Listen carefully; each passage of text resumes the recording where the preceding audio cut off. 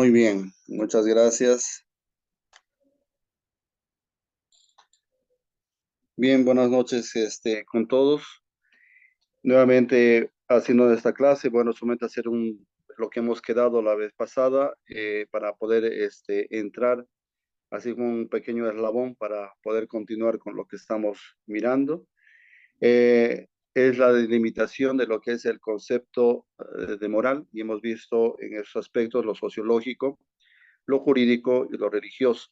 Y hemos visto que en cada uno de ellos hay algunas situaciones a la cual hay que ir con cuidado porque, como hemos visto en lo sociológico, hay ciertos hechos, por ejemplo, como costumbres, como hechos incluso folclóricos que se pueden dar.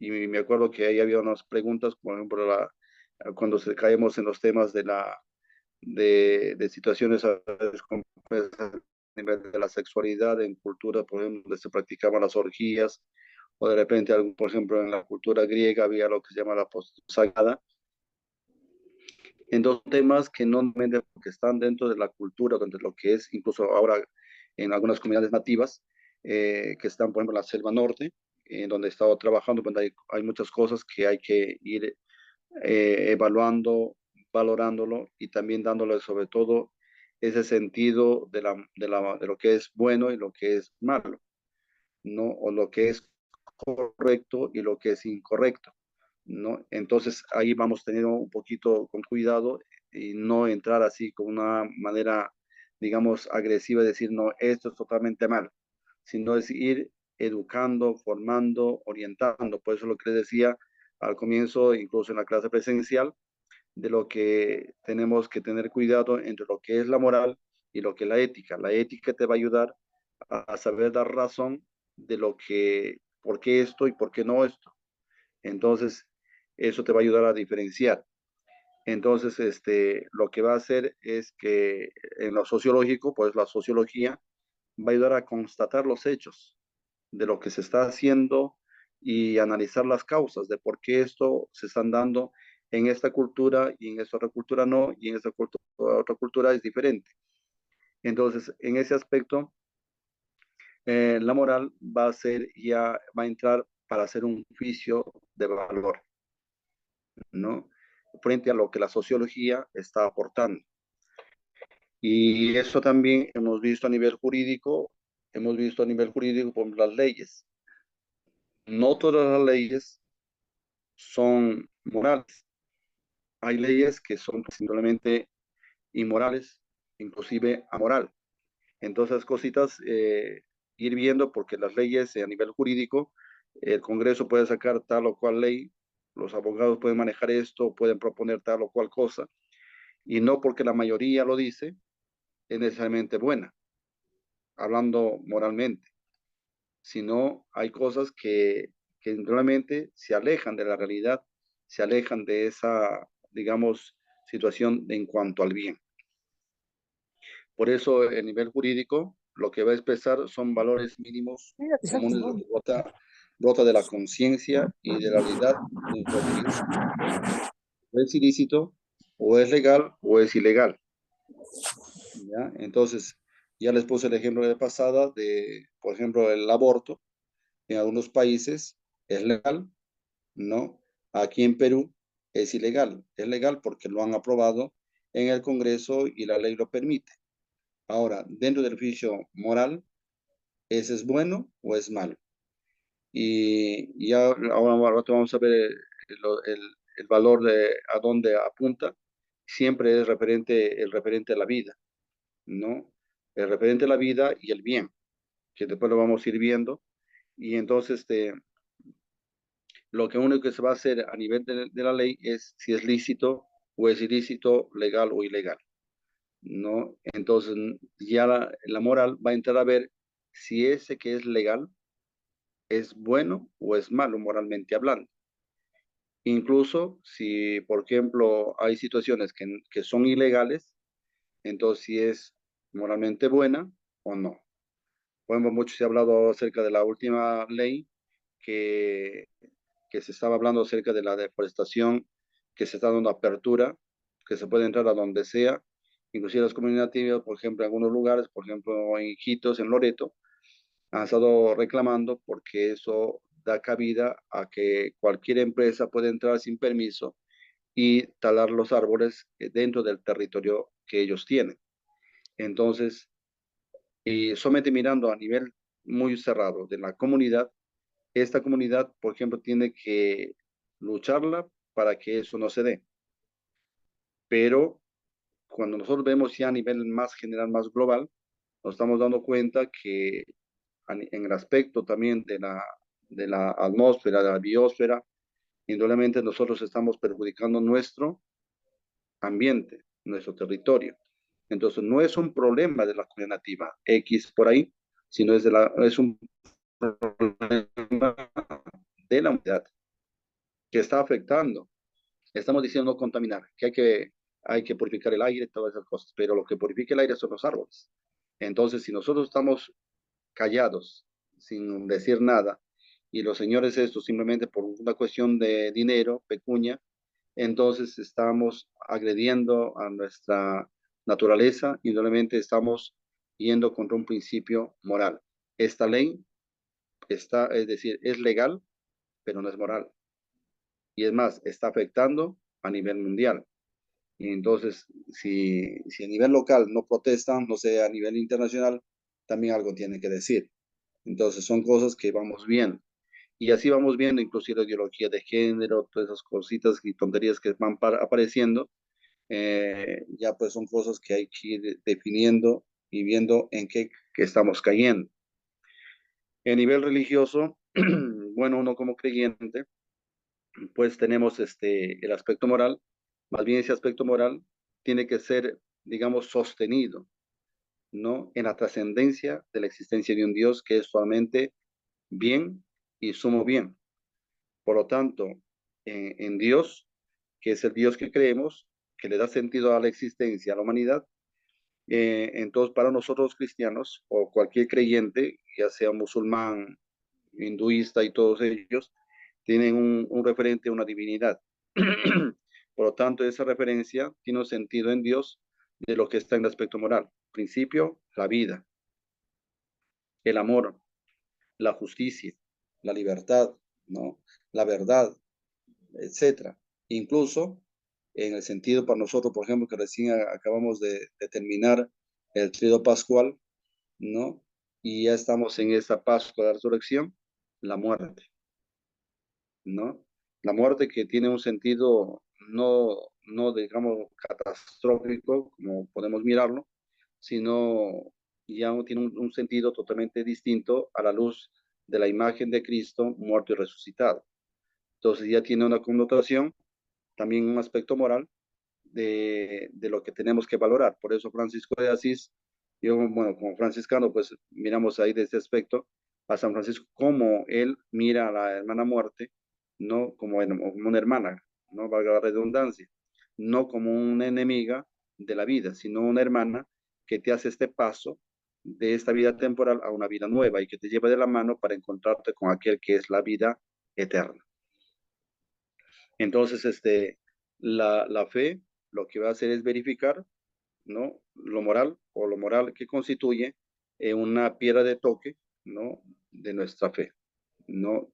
Lo que vamos a hacer a nivel de nuestra fe es darle un sentido más profundo al aspecto de lo que es la moral y la ética, por supuesto. Vamos a saber dar razón de por qué esto y por qué no lo otro.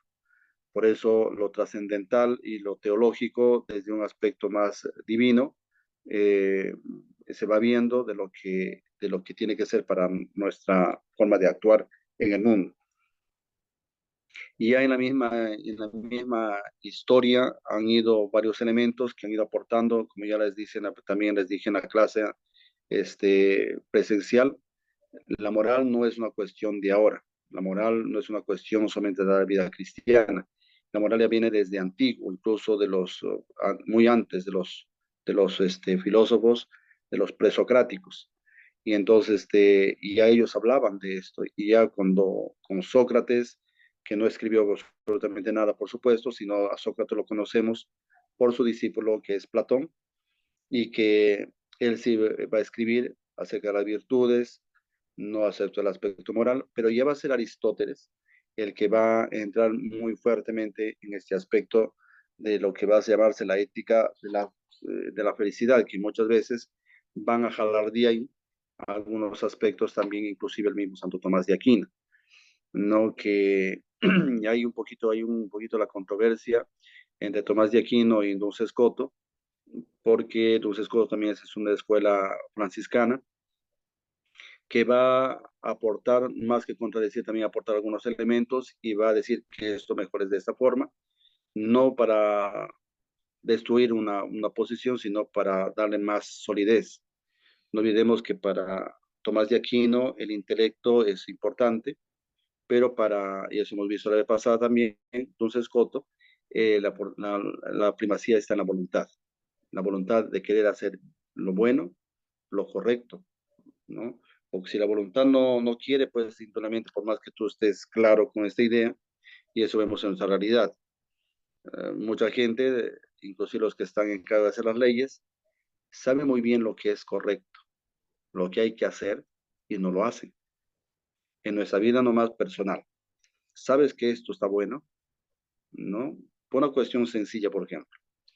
Eh, Estás enfermo, sabes muy bien que esta medicina te va a hacer bien, ¿no? Yo te digo por propia experiencia porque había una hermana, por ejemplo, que tiene Helicobacter. Yo le digo, a mí, por ejemplo, me sienta muy bien el tocos, ¿no? Pero ella dice, no, el tocos ni hablar, dice, ¿no? Porque huele feo y es horrible. Entonces, ella prefiere estar cargando con esas cosas y no por una cuestión que aparentemente, por el olor, por el sabor, no sé, no lo quiere, pero sabe que es bueno. Así también hay cosas que en nuestra vida, en nuestra actuación, hay cosas que son buenas, ¿no? Y no lo optamos. Optamos por algo que es apetecible, pero la pregunta ¿es bueno? ¿Es realmente normal, adecuado, correcto, por donde tenemos que hacer, ¿no? Entonces, hay cosas como sabemos intelectualmente lo que es bueno, pero no lo hacemos. Entonces, esas cositas han ido de una u otra manera, tanto con Aristóteles, Santo Tomás de Aquino, Juan Duns Scoto, que han ido entrando, ¿no? En esta ética, digamos, de la cual pensamos que solamente la felicidad que me trae tal cosa, ahí apunta digamos, la moral. Muchas veces a nivel moral, no es que necesariamente te haga feliz. Como cuando preguntan a los enamorados, ¿no? ¿Para qué te quieres casar? Para ser feliz. Y después cuando te casaste, es mentira. No eres feliz, simplemente vas trabajando ese aspecto de ir perfeccionando tu felicidad que aquí no lo vas a lograr, lo lograrás más adelante.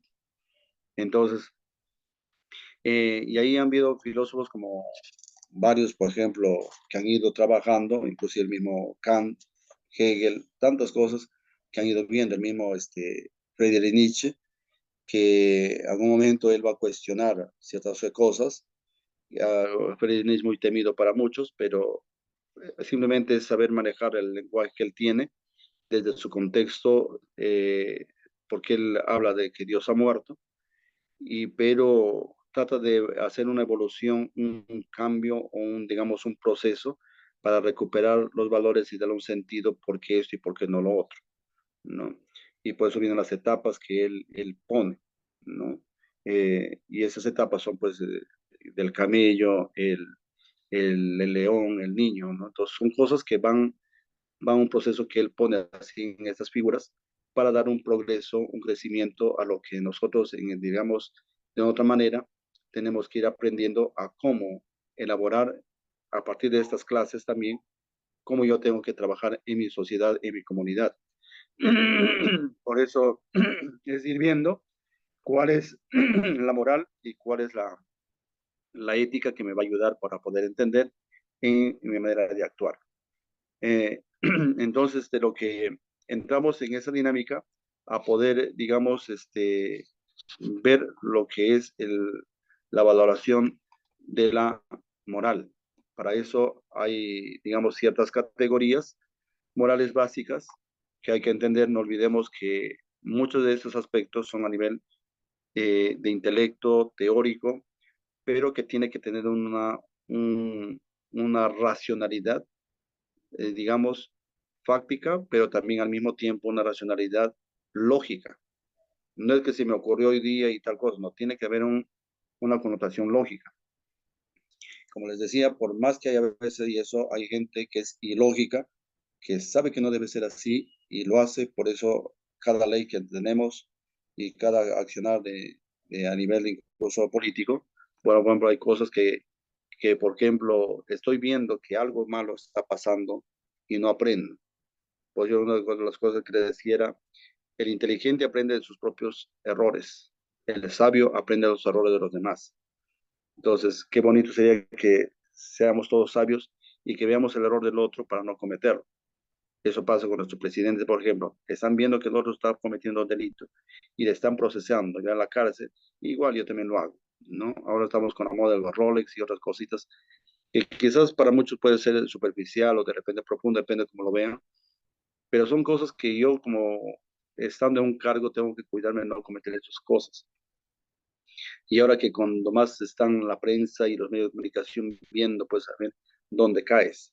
Y por eso es importante de lo que uno, de otra manera, tiene que tener cuidado en hacer las cosas por el aspecto del mos moris, ¿no? Cómo yo actúo, cómo yo procedo.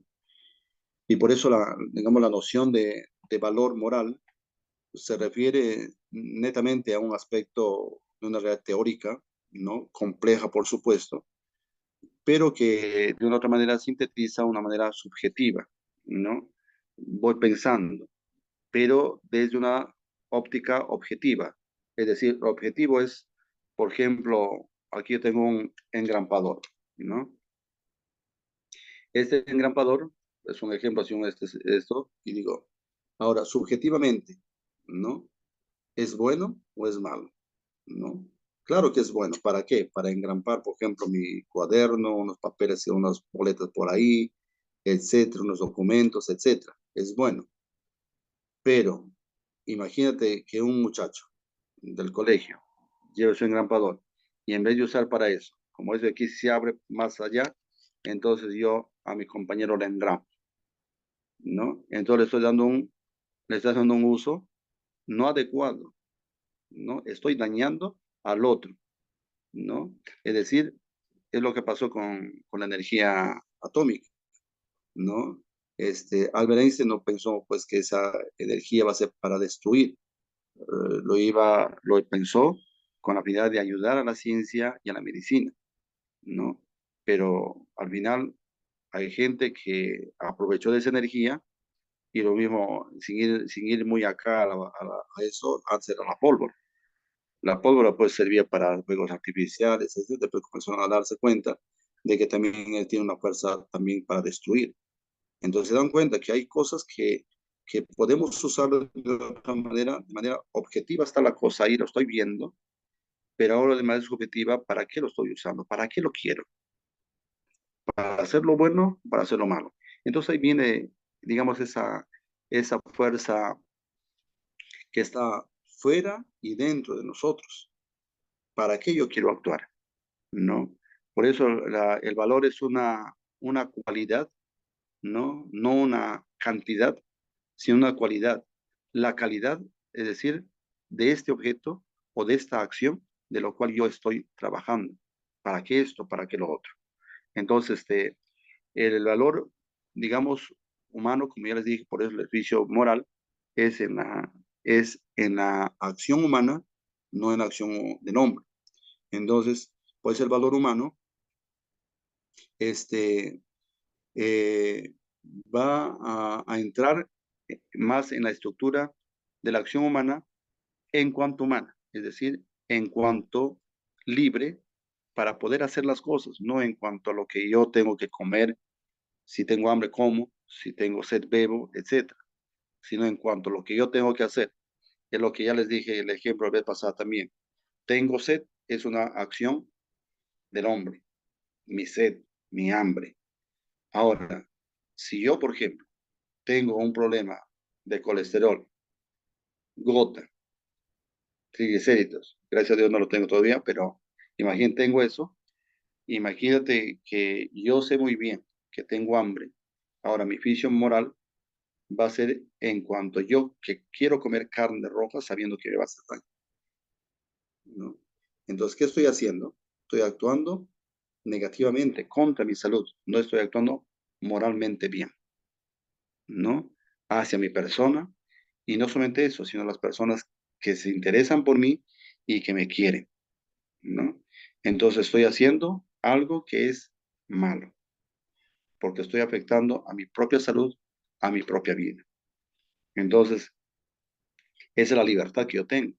En la libertad yo decido esto, yo decido lo otro, salvo que ya seas una persona muy adulta, que en la cual ya no puedes decidir, por más que reniegues, te van a decir, no, vas a comer esto y yo lo otro. Pues en el hospital sí no te escapo para nada, ahí te dan comida sin sal, esa dieta, lo otro, ahí sí, caballero, tienes que ir a someterte. Pero cuando estás afuera, haces la vida cual es a tu familia, sabiendo que me estás sufriendo por ti, pero no te interesa, ¿no? Quiero tomar, tengo sed, y en vez de tomar agua, tomo gaseosa. ¿Cuál es lo más saludable, el agua o la gaseosa? Entonces, y sé que la gaseosa me va a hacer daño porque estoy mal, porque tengo esto, porque tengo lo otro. Entonces, ¿qué hago? Escojo la gaseosa, porque es más rica, porque es dulce, etcétera. No quiero el agua. Entonces, no sé si me están dando, me estoy dejando entender muy bien la libertad con que yo elijo, ¿no? Y eso casualmente viene el problema. Entonces, el valor fundamental casualmente digamos, de los diversos aspectos a lo largo de toda la historia han colocado aspectos fundamentales. Por ejemplo, es decir, a lo largo de la historia, un referente ha sido, por ejemplo, una obligación, por ejemplo, de cuál es mi sentido en el valor moral. Por ejemplo, el legalismo, ¿no? El tener yo autonomía o de repente algún tabú que me iba presionando, obligando. Por eso se llama eso la obligación externa. Una obligación externa, por ejemplo, es cuando alguien, bueno, pasa en nuestras culturas, ¿no? Por ejemplo, el pensar que si haces esto, ya se me vino más claro. Paso un gato negro y digo, ah, no, algo me va a pasar, ¿no? De repente, yo me acuerdo de un padre que estaba conmigo en la misión y a él es de la selva de ahí del norte de Loreto, y a él le enseñaron desde muchacho que si aulla el perro es porque alguien se muere, ¿no? Y me acuerdo que él cuando justo él, un día se enfermó, estaba pues, echado en la cama y el pello se va a aullar en su puerta. Y ya te imaginas, él pensó que ya es para él. Salió, quería golpear al perro, botar al perro y que no deje de aullar en su puerta, ¿no? Y a veces el perro no aulla por eso, el perro aulla porque tiene hambre, porque tiene sed, porque extraña a alguien, etcétera, no necesariamente porque alguien se va a morir. Pero lo primero que viene es eso, es una obligación externa, el creer que esto va así, y ahí dice, en ese aspecto está, como digo, el tabú, ¿no? El legalismo, esto, la ley. Entonces me encuadro en esto, que esto tiene que ser así nomás. Y la heteronomía, que la heteronomía es casualmente que yo no soy autónomo, sino todo el mundo opina sobre mí, ¿no? Quiero hacer esto, no, tal fulano me ha dicho esto, no. Este me ha dicho otra cosa. Al final ya no sé qué hacer, no tengo una decisión voluntaria. Y el otro es pues el placer que es casualmente todo aquello que me da sensación de placer, ¿no? Gusto, agradable, pienso que todo eso es bueno. Y entonces ahí viene el problema casualmente del hedonismo, del epicureísmo, que muchas veces que todo lo que es placentero necesariamente es bueno. Y mediante eso es el sexo. Y entonces cuando, pues los enamorados, cuando tienen esa experiencia sexual, dicen, uy, esto es lo maravilloso, ¿no? Pero después cuando ya están casados, ya ni del sexo se acuerdan con tanto pelear. Porque el sexo simplemente es un accesorio de esa parte, digamos, de la unión que se da entre un varón y una mujer, ¿no? Pero de ahí no es lo indispensable, se dan cuenta de que más allá del sexo está el deseo de la comida, mantener a los hijos, la ropa, el trabajo que si no tienen, etcétera. porque si no comes, por más sexo que tengas, vas a estar mal. Entonces, te vas dando cuenta que hay cosas que no necesariamente es a nivel del placer. Y la felicidad, casualmente, eh, consiste en lo que les decía, ¿no? Que esta ideología, este pensamiento de la ética aristotélica y tomista, estamos hablando de Santo Tomás de Aquino, pensamos que nuestra existencia es conseguir la felicidad, ¿no? Aquí, conseguir una existencia feliz. Y entonces, cuando no lo logramos, entonces optamos por la felicidad en el cielo, ¿no? Y nos olvidamos que todavía estamos en la tierra. Entonces, por eso digo, les decía, ¿no? La trascendencia a nivel teológico tiene que ir alimentando y perfeccionando ciertas cosas y elementos que aquí tú tienes que darte cuenta qué es lo que da la felicidad. Por eso, una de las cosas que tenía la felicidad, por ejemplo, Teresa de Calcuta, era una mujer austera, una mujer que vivía con lo necesario, como los demás santos, ¿no? Mons Escoto, perdón, de los Juan Bosco, ¿no? Francisco de Asís, ¿no? El padre Damián de Molokai, etcétera. Son gente que se han sentido satisfechas sirviendo, ¿no? No llenándose de repente de dinero en su bolsillo, ni comiendo tanta comida, etcétera, sino sirviendo a los demás.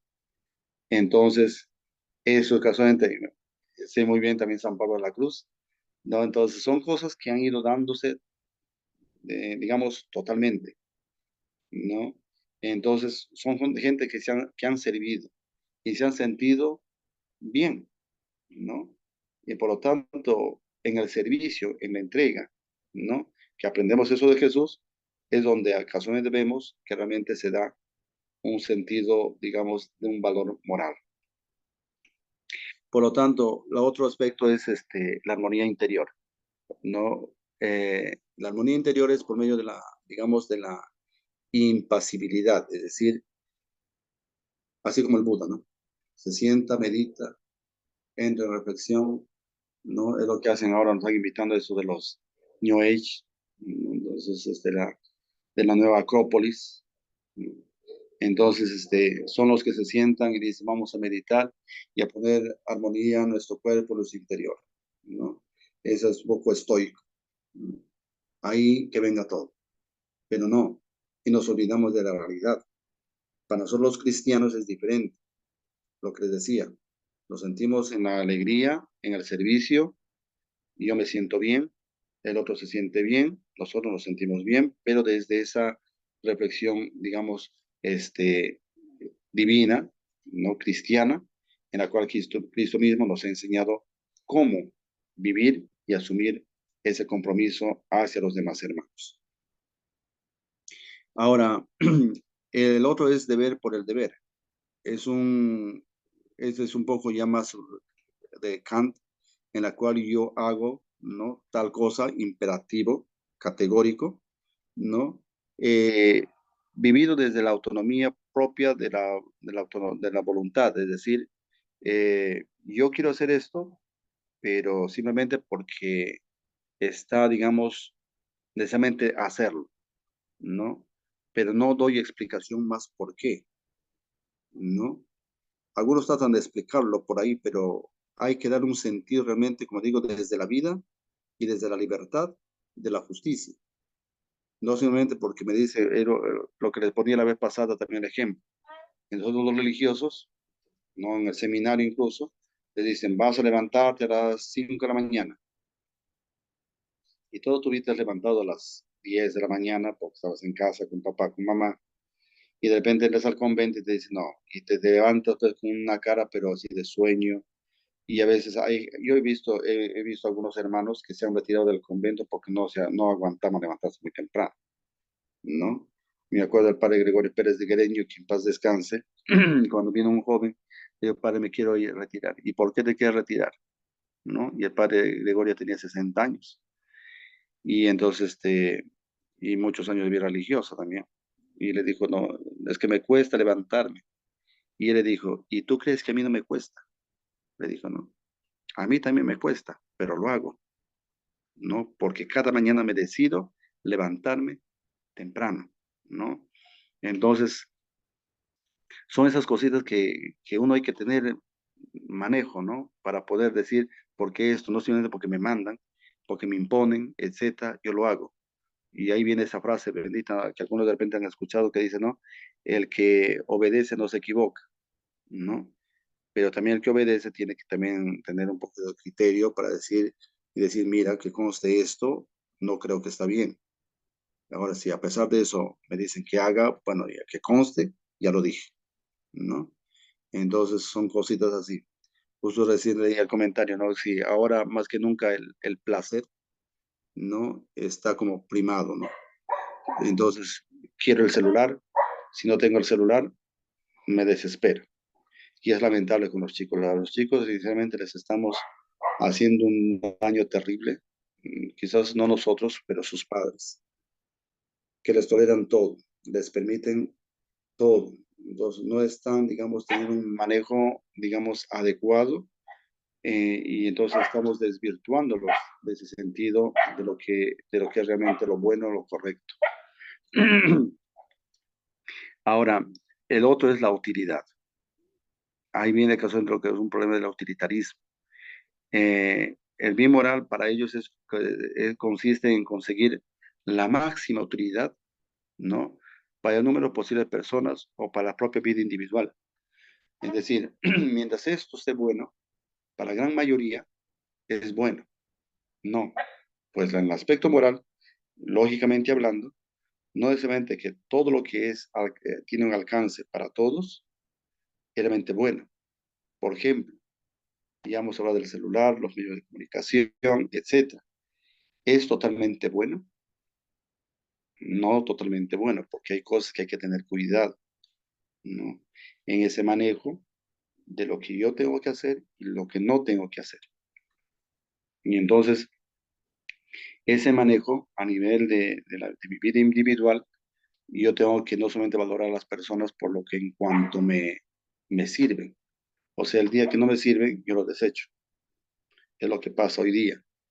Mientras papá y mamá están fuertes, me ayudan en la casa, dejo a los nietos a que cuiden, porque están fuertes. El día que ya ellos no pueden, ya están con Parkinson, están con Alzheimer o están con artrosis, no se pueden mover de acá y te dicen, no, hija, ya no puedo cuidar al bebé, etcétera. Ah, ya. Como no me es útil, lo desecho. Que vayan así.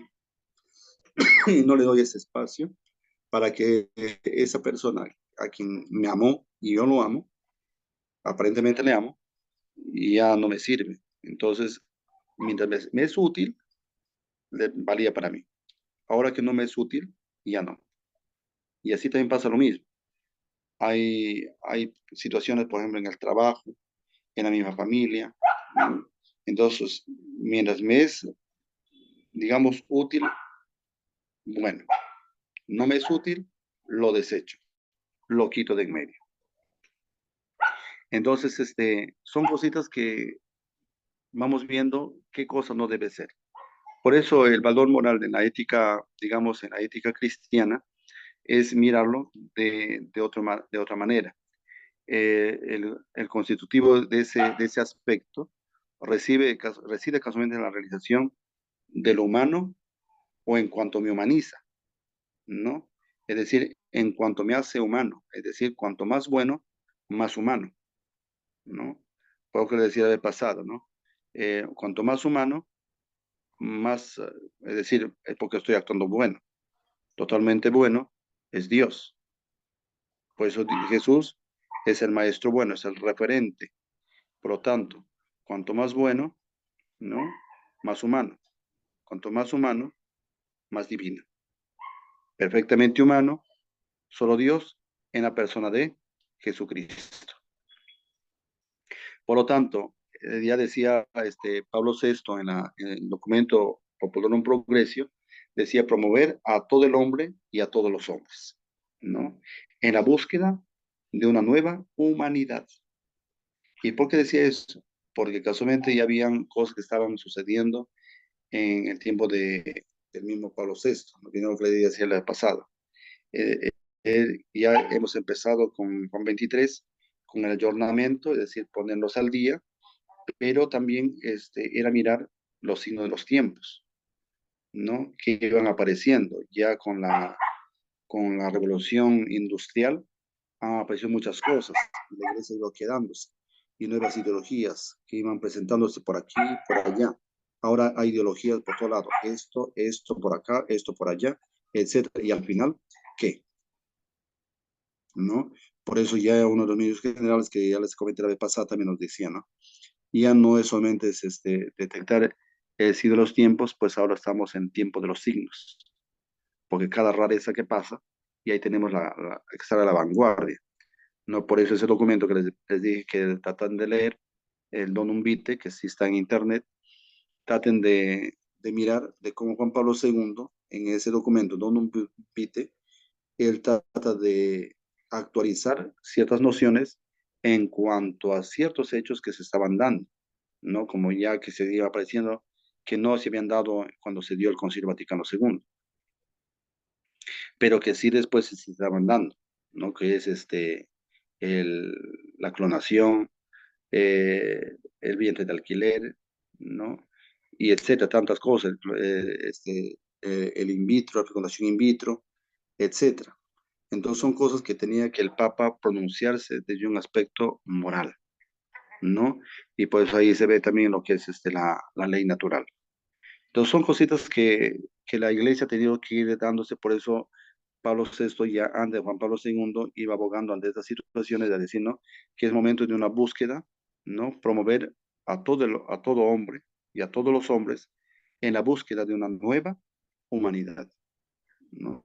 Actualizar, evaluar, dar un juicio de valor moral de lo que se está, digamos, viendo y apareciendo con tantos pensamientos de gente que a veces quiere desvirtuar una y otra cosa para su capricho, para su antojo, yendo incluso contra lo biológico, ¿no? Y, digamos, contra la anatomía propia del ser humano.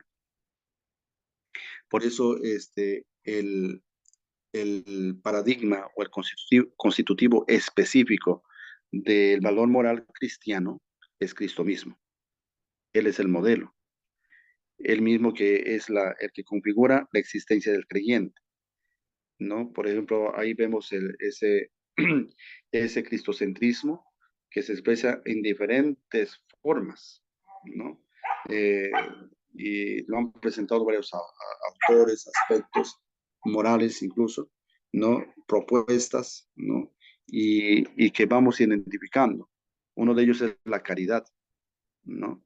La caridad que tiene el primado en la teología moral, por eso que les decía de los santos, ¿no? Esa caridad en la cual yo practico el amor hecho caridad, ¿no? ¿Y por qué ayudo a esta persona? Porque es mi hermano y amo en nombre de Cristo, ¿no? Entonces, yo le estoy dando un sentido desde Jesucristo. Entonces, ahora el otro aspecto es la realización del reino de Dios, ¿no? Ese reinado de Dios que se da aquí, por eso Juan Pablo II mismo decía, ¿no? Construir la civilización del amor, ¿no? Hacer presencia del reino de Dios en este mundo. Tú vas a hacer presencia del reino. Yo, tú, él, todos tenemos que hacer presencia de ese reino de Dios, pero desde la caridad. Por eso vamos a ver en estos días que estamos leyendo ya acerca de la comunidad que se va reuniendo en torno a Jesús. Vamos a ver una comunidad, ¿no? Fíjense, es bonito porque estamos casualmente, mira, ese tema justo entra en esta dinámica de la resurrección del Señor, porque vemos a Jesús cómo les va a convocar a esos que tienen miedo, a esos miedosos, pues a ser testigos del resucitado.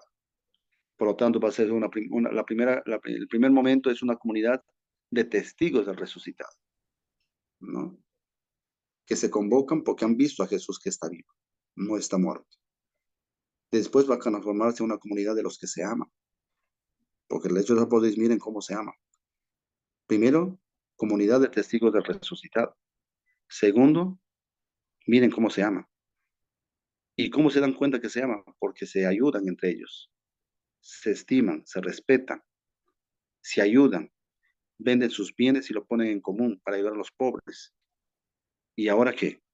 Miren cómo se maletean, miren cómo se rajan, mira cómo se maltratan, ¿no? Etcétera.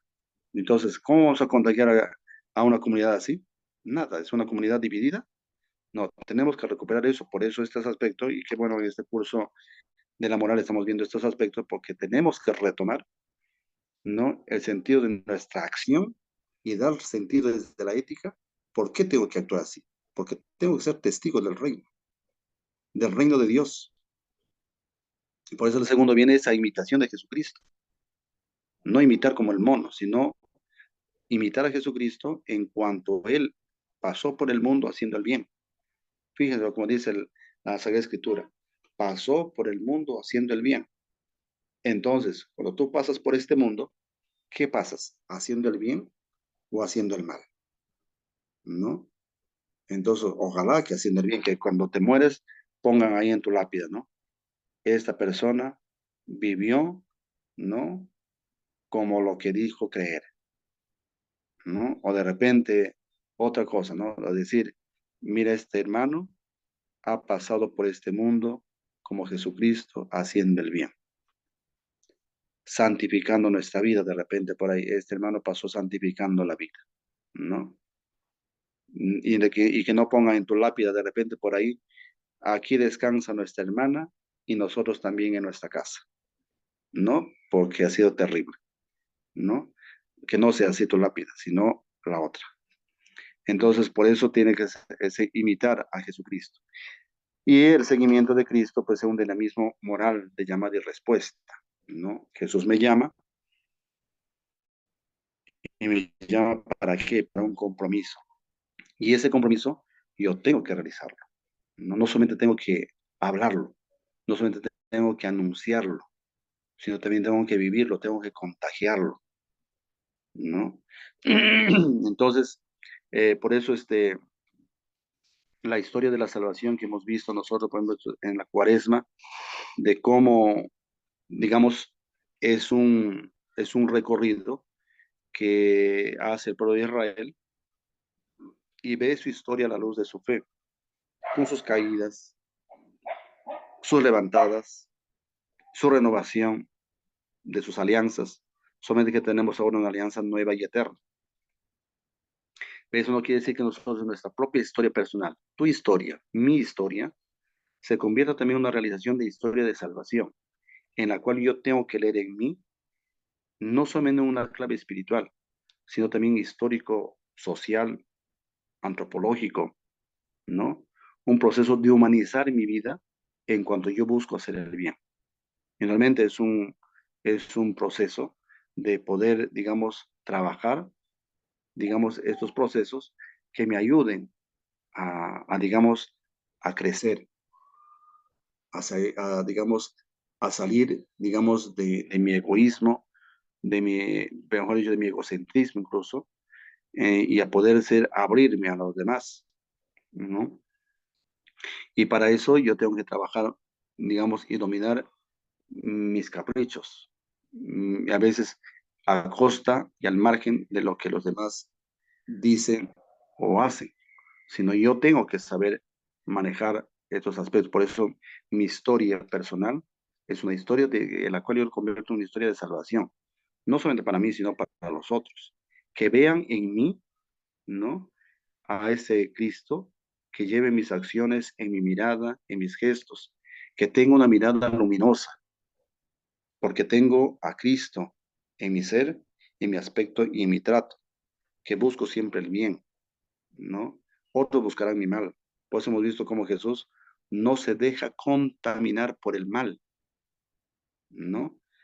Más golpe, más amor, ¿no? Más odio, me desborda en amor, ¿no?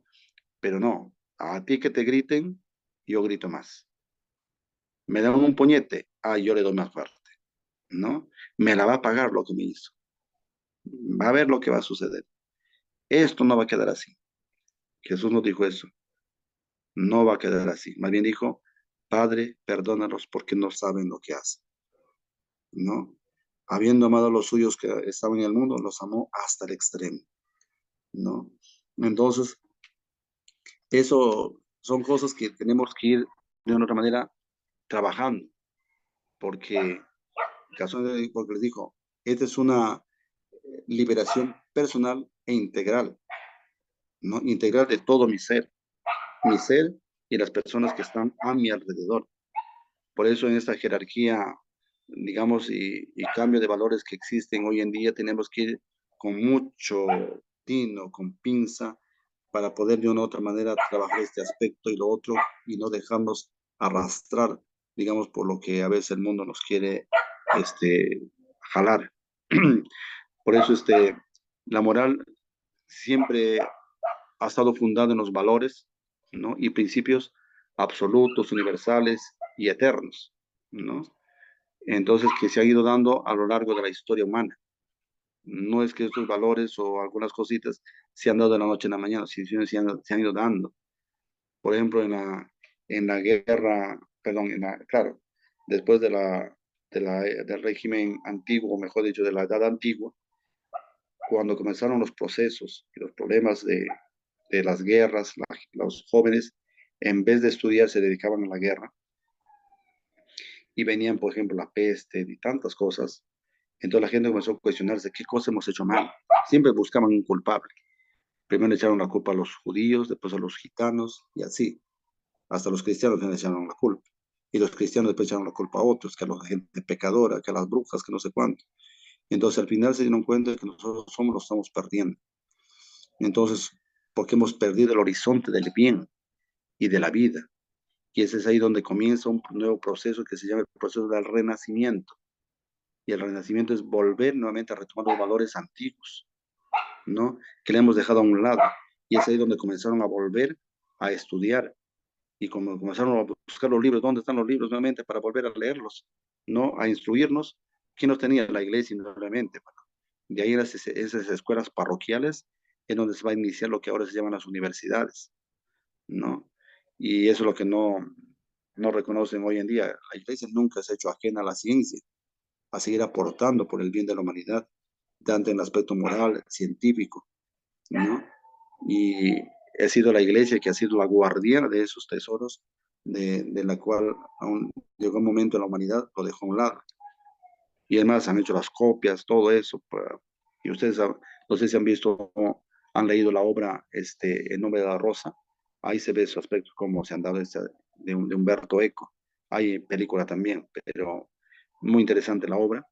En la película también hay algo, pero no es como el libro, porque ahí en un libro te detalla más cositas, más detalles. Entonces son cositas que vas viendo. Entonces, pues hay unos valores fundamentales que tienen esas características, ¿no?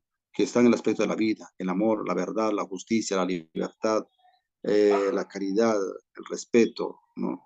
Que es lo último que se ha ido perdiendo y se va perdiendo. A veces ya no, chicos que nos saludan, que no saben cómo hay que respetar a un adulto, etcétera.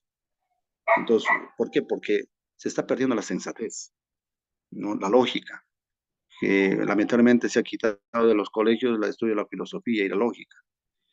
Y entonces, pero de esos valores casualmente emanan los grandes principios de la moral, ¿no? Y que tenemos que ir viendo, por ejemplo, el amor no podemos conocerlo solamente por múltiples y varias manifestaciones amorosas en la conducta de la persona, ¿no? Entonces, es un poco más profundo en los detalles de ternura, ¿no? En sus gestos. Entonces, el amor, por ejemplo, va a existir siempre, ¿no? Igual que la vida. El amor, ¿no? La vida son valores absolutos, universales y eternos, ¿no? Entonces, eso va a existir siempre en todas las culturas, pero sus manifestaciones van a cambiar según las épocas o culturas. Hace poco vi una señora acá, dice, yo amo mucho a mi hijo, pero nunca le he dicho le quiero. Eso reconozco, padres. Me cuesta porque a mí también, bueno, me han criado así, pero sé que necesito decir a mi hijo que lo quiero, ya tiene 17 años y nunca le he dicho hasta ahora te quiero y tampoco es de abrazarlo. Yo digo, yo como los jóvenes, anda, que nunca le has abrazado a tu hijo. No, padre, me cuesta, no sé. Y es madre, ¿ah? ¿No? Entonces, un poco raro, ¿no? Que una madre no abraza a su hijo. Si me cuesta, no, le digo, y le dice, sí, ya, ya. Y él sabe, ¿no? Entonces, pero él ve que las otras mamás de sus compañeros van, lo abrazan, lo besan, y a veces me mira, ¿no? Y ella dice, ay, bueno, hijo, ellos son así o no, ¿no? ¿Y todavía le dices así? Sí, lo digo, padre. Yo sé que esto ha sido un daño. Pues yo pido a Dios que me cambie, ¿no? Me dice esas cosas. Entonces, por eso la moral consigue de una otra manera descubrir con cierta facilidad, ¿no? Esos valores fundamentales que son necesarios para ir trabajando en nuestra vida, ¿no? Porque la humanidad necesita de eso. Ya la, ya la esclavitud, digamos, ha pasado de moda. Somos libres para poder actuar, decidir, pero siempre con el bien, ¿no? El bien, justamente hoy día he hablado con los chicos acá, con Fray Johnny también, acerca de la esclavitud, decir, ¿qué significa esclavo? Decía, ¿no? Yo pues y me acordé con los estudios que decían, ¿no? Esclavo, pues porque antes el primer grupo, supuestamente en la historia, de los esclavos eran pues, los eslavos, ¿no? Que era un grupito que los tuvieron sometidos y sacados de allí para ser, digamos, de eslavo por esclavo, ¿no? Sometido, hundido, esta cultura. Y de ahí comenzaron a ver, pero ya pues en el griego, dolus es sometimiento, servidumbre, etcétera, ¿no? Pero que de otra manera, hoy hay otro tipo de sometimiento a nivel cultural, a nivel este, económico, y de eso casualmente en la asamblea también hemos visto que hay que tener cuidado, por ejemplo, de que si por ejemplo hay una persona que estás ayudando, que no por eso la vas a manipular. Me aprovecho, ya, como este necesita mi ayuda, lo tengo aquí a mi antojo, es un tipo de esclavitud, ¿no? Incluso puedo caer en una situación de abuso sexual, ¿no? Como depende de mí, yo puedo abusar de esta persona como quiera y con quien quiera y donde quiera. Entonces, son cosas que hay que tener cuidado. Por ejemplo, la evaluación moral es porque yo ayudo a tal persona, pero dentro de la libertad. Esa libertad que yo también tengo que ayudarlo, porque a veces cuando son jóvenes yo tengo que tener cuidado, ¿no? ¿Qué está haciendo afuera? Ahora, si viene de cometer actos ilícitos o de repente nada correctos, ¿no? Pues ya les he dicho lo que es lícito, ¿no? Entonces, ilícito e ilícito, y lo que es correcto es incorrecto. Puede ser correcto y puede ser lícito, o puede ser incorrecto y puede ser lícito, ¿no? Por ejemplo, que se tiene una tranca, una borrachera. ¿Es lícito? Es lícito, porque no está condenado. ¿Es correcto? No es correcto, ¿no? Imagínate un muchacho que pierda sus zapatos por ahí, que duerme en la calle. ¿Es correcto? No es correcto. Entonces tú como adulto le vas a educar, le vas a hablar, no puede ser así, no puedes despreciar tu vida, no puedes despreciar tiempo, dinero, etcétera. Al contrario, dedica a hacer algo más loable para tu vida, para tu futuro, etcétera. Entonces, son cosas que uno le va ayudando. Por eso, ese aspecto moral, digamos, tiene que ir dando una función, ¿no? Adecuada a mi propia persona, a mi propia acción. Y por eso, esas cosas no valen por sí mismas, sino yo en el aspecto en el cual yo actúo. Le voy dando el valor moral y una exigencia totalmente ética, es decir, una exigencia porque esto, porque no esto, porque lo otro, estoy dando razón de mi acción. Estoy viendo que nos hemos pasado ya la hora, pero es interesante, pero de todas maneras la próxima vamos a tratar de hacer un poco de resumen porque ha pasado el tiempo aquí, porque tenemos que hablar un poquito de la conciencia y es algo fundamental. No olvidemos que esa conciencia es así algo, le robo un poquito más de tiempo. La conciencia es esa norma que interioriza de un aspecto en mi aspecto de mi vida moral, ¿no? Tiene mucho que ver porque la conciencia va a ser como ese juez, ¿no? Que te va a decir esto, para eso yo tengo que tener mi conciencia bien formada. Y eso está en el catecismo, justamente en el aspecto, cuando se habla de eso de la moral, está la conciencia bien formada, mal formada, errónea, etcétera. Entonces, eso lo vamos a ir viendo, porque también hay una conciencia, lo que es el aspecto psicológico, que tenemos, a veces está sometida a ciertos elementos que tenemos que ir purificando. Por eso es importante, no olvidemos la ética y que tiene que ver mucho también entrelazada con la lógica. No es simplemente decir por capricho eso, no. Así es porque así digo yo. No, tiene que tener siempre una razón por qué o tal cosa. Muy bien, queridos hermanos, hasta aquí ha sido el momento de hoy día en la noche. Ojalá que la próxima podamos avanzar más. Y si no avanzamos, de todas maneras voy a dejar que como lectura algunas cosas para que vayan viendo. Y cualquier cosita que hay, avanzamos y pregunta nomás para poder ir trabajando nuestras clases.